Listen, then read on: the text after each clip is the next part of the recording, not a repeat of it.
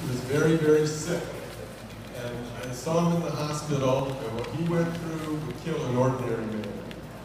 But he made it through, unbelievably, and he's going to tell you about it. He's calling it My Journey.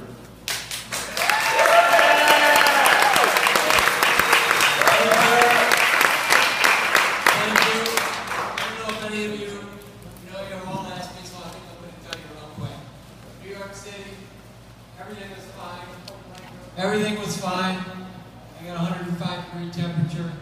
Flew home to the University of Michigan, and it turns out stanton infected my heart.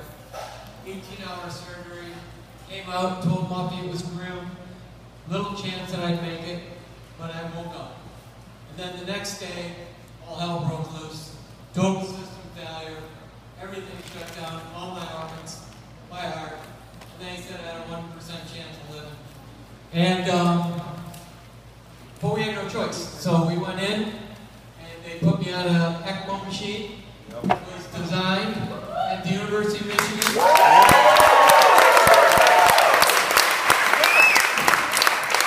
like a heart-lung machine. Very small chance of getting off of it, but they put me on it. And so during that time, all shit broke loose. And I got infections, and I got stomach surgeries, and it just kept going on. 6 months in ICU, and on my back. And the first 5 weeks were nothing but horrible, horrible dreams. And at some point, I thought they couldn't get any worse. But they did.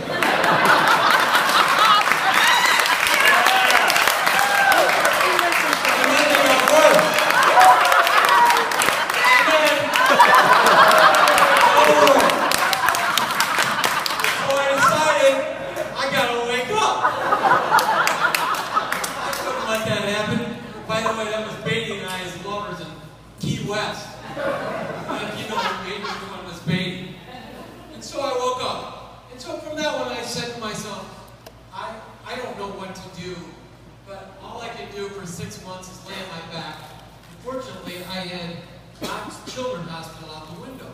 And the only way to survive was to, basically have empathy for people that were worse off than I was. That's what allowed me to sit there, and I couldn't move any muscle. And then I started to think, that wasn't enough, Mom. So I started to, I figured out who had it worse than me. And Nan, thank you for coming to my rescue. Because you have to put up with so much.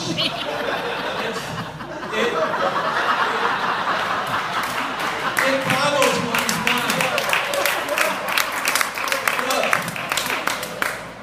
But then I started to get better, and I said, you know what? I'm past the survival stage. I got to recover. I got to get out of this bed. I got to learn how to talk, walk, eat, start from scratch. And I just got determined. And I said, I'm going to do it. And finally, I got to sit up. I lost 70 pounds here. I was stick and bones. And so every doctor, to a T, Charlie included, said, slow and easy. Make sure your goals are reasonable. And so...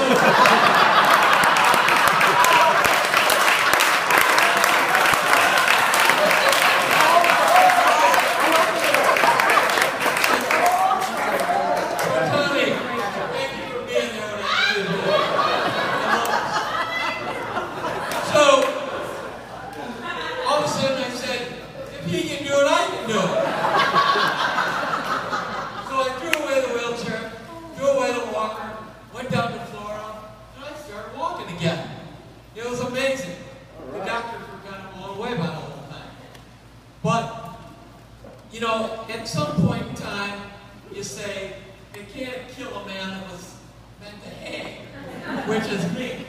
But now I'm trying to think, what am I going to do the rest of my life? Being a dermatologist, I mean, think what they have to go through every day, what they have to see. So I started to think, what can I actually do with my life. I wanted to be relevant again. I wanted to get up, I wanted to make something happen. And I thought, it's really hard to get up every day. And so I was grumpy, you have to fight every day. Every movement I made was incredibly hard. It still is. And I was, you know, I just didn't want to do anything. And I don't have a voice anymore. My therapist kept saying to me, Dick, you got to understand, people won't see you like the way they saw you before. But one thing I had in my mind, which kind of bothered my wife, but I still had the same mind. And so I decided I went to a website Murray told me about called dumbshits.com. And I typed all these things in. And there was only one job that came back.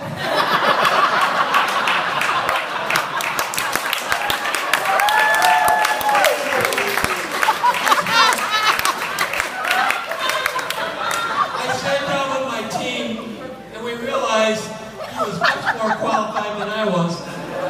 So I decided to sit back and relax a little bit. But in all seriousness, I want to kind of tell everybody this is for a friend of mine I've been at camp, Katie Davidson. She's gone through her own ordeal. You knew her many years ago. This is for you, Katie. She's a great woman. And on a final note, you don't get through something I went through without the incredible support of your family, your best friends, people at work, and most importantly, the people here. Because I can tell you right now, if your telephones can communicate to a speaker on the wall, don't think you can't communicate your love and energy to people that need it. Because I felt it, and it was real. And so, the lesson I learned is this. Life is really short. Whether it's a day, a week, or a month. And if all of you just smiled and were kind, 10% more, we'd be in a different world. So enjoy the moment, because life is really beautiful. So thank you very much.